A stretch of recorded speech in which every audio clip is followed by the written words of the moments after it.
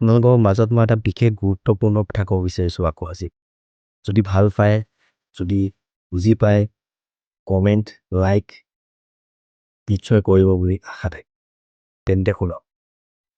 আজিৰ সময়ত আপোনালোকে নিউজ চায়, নিউজ পেপাৰ পঢ়ে, বেছিভাগ আপুনি দেখিব ভাল জ্ঞানী মানুহে ডাঙৰ ডাঙৰ ক্ৰাইম কৰে। আচল কথাটো কি হৈছে জানে? আমি যিমানবোৰে ভাবি আছোঁ অশিক্ষিত আমাৰ ইয়াত বেছি থকাৰ বাবে আমাৰ ইয়াত সমাজখন নষ্ট হৈ আছে। কিন্তু এইটো একদম ভুল কথা।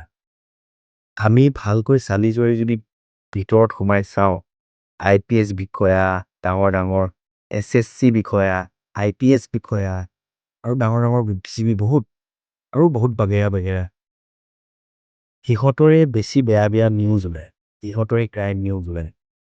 মেইন কথা এইটোৱে মই ক'ব খুজিছোঁ, অশিক্ষিত লোকৰ বাবে সমাজখন নষ্ট হোৱা নাই। শিক্ষিত লোকৰ মূৰ্খ স্বভাৱতহে আচল সমাজখন নষ্ট হৈ আছে।